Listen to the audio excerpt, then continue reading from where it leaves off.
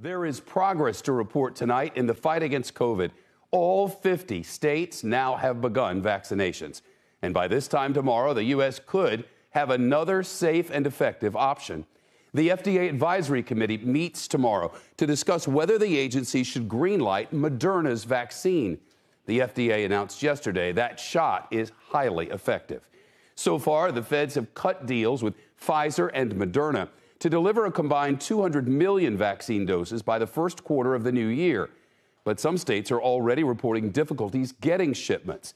Florida's Governor Ron DeSantis today says next 2 weeks of deliveries from Pfizer are on hold right now. That's a quote. At this point, he says it's unclear whether the state will get shipments on time or not. Pfizer refuting that today. The company responding, writing in part, Pfizer does not have any production issues with our COVID-19 vaccine, and no shipments containing the vaccine are on hold or delayed. Pfizer and Florida with different stories. CNBC's Meg Terrell spoke with the head of Operation Warp Speed today. Meg, what did he have to say about how the rollout's actually going? Well, hey, Shep, the message was so far so good. 3 days into vaccine distribution in the U.S., Dr. Moncef Slaoui said there have been no major logistical issues and called it heartwarming and promising to see people getting the first shots. Touch wood, up to now, it's going, frankly, very well. The distribution has now taken place to all 636 locations that we had identified.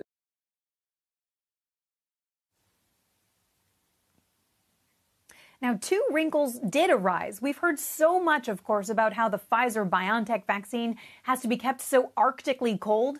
Well, 2 boxes apparently got too cold, and they had to be replaced. They're studying those doses now to see if they can still be used. And the other wrinkle is that hospitals found that once they dilute the vaccine before administration, there might actually be more doses per vial than they thought. Now, confusion over the issue led some hospitals to discard 1 in 6 doses. That's according to reporting from Stat News. But it also means there might be slightly more supply of this vaccine than we thought, so maybe some good news. Now, Dr. Slaoui also weighed in on the Moderna vaccine, which goes before an FDA advisory panel tomorrow. He called the efficacy of both Pfizer and Moderna's vaccines impressive. Now, the panel will vote in the afternoon, and the FDA is expected to grant authorization Friday or Saturday. And then next week, almost 6 million doses of Moderna's vaccine would join Pfizer's, making their way across the U.S. Shep. Meg, I'm told you also spoke with Dr. Fauci. What did he say about the timeline for the vaccine? Well, so we know that these first vaccines are designed for or designated for people at the highest risk of COVID, healthcare workers and residents of nursing homes. So I asked Dr. Fauci, how long will it take for all of us to be able to get a shot?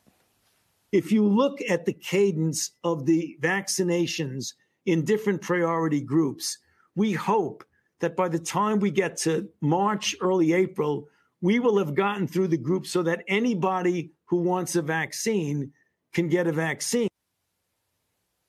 So then he said, as supply increases by summer or fall, and if enough people get vaccinated to start approaching herd immunity, we could start to think about getting back to normal. Shep? Meg, thanks so much. Shepard Smith here. Thanks for watching CNBC on YouTube.